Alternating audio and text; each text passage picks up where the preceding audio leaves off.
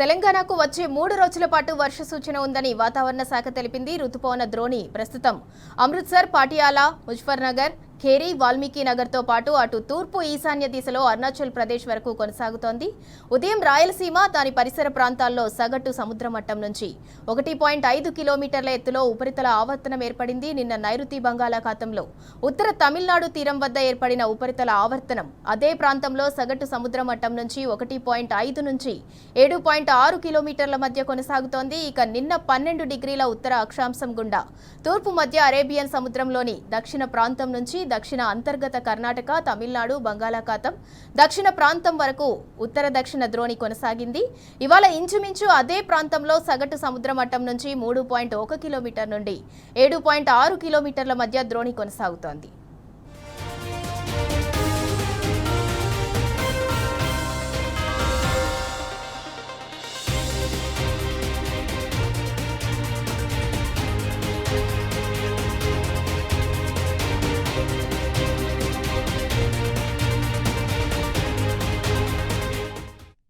ఇక వీటన్నిటి ప్రభావంతో ఇవాళ, రేపు, ఎల్లుండి రాష్ట్రంలో తేలికపాటి నుంచి మోస్తరు వర్షాలు, పలు జిల్లాల్లో అక్కడక్కడ భారీ వర్షాలు కురిసే అవకాశం ఉంది. పలు జిల్లాల్లో మోస్తరు వాన కురిసే ఛాన్స్ ఉంది.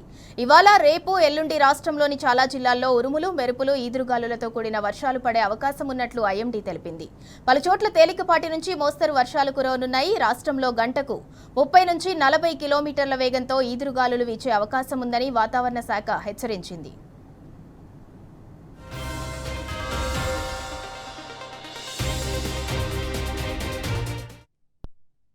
తెలంగాణ రాష్ట్రంలో రానున్న 4-5 రోజులు కూడా తేలికపాటి నుంచి మోస్తారు వర్షాలు కొన్ని జిల్లాల్లోనూ, అలాగే భారీ వర్ష సూచనలు కూడా కనిపిస్తున్నాయి. ముఖ్యంగా ఈరోజు కూడా ఇటు సిటీ నగరంతో పాటు ఇటు మేడ్చల్, మల్కాజ్గిరిలో కూడా భారీ వర్ష సూచనలు అనేవి కనిపిస్తున్నాయి. ముఖ్యంగా దక్షిణ తెలంగాణ భాగం అంతా కూడా కొంచెం భారీ వర్ష సూచనలు అనేవి ఈరోజు రానున్న 4-5 రోజులు కూడా కొనసాగే అవకాశం కనిపిస్తుంది. ముఖ్యంగా ఈ యొక్క వర్ష తీవ్రత అనేది ఈ రోజును అలాగే రేపు అలాగే 8వ తారీఖు వరకు కూడా ఈ యొక్క వర్ష తీవ్రత అనేది కొనసాగే అవకాశం కనిపిస్తుంది. ముఖ్యంగా చూసుకున్నట్లయితే దక్షిణ తెలంగాణ భాగంలో మనకి తేలికపాటి నుంచి మోస్తారు వర్షాలు, కొన్ని చోట్ల భారీ వర్ష సూచనలు కూడా స్పష్టంగా కనిపిస్తున్నాయి. నిన్న కూడా చూసుకున్నట్లయితే మనకి ఒక చోట అతి భారీ వర్షము సుమారు 12 సెంటీమీటర్ల వరకు కూడా వర్షపాతం అనేది నమోదైంది అంబర్పేటలో.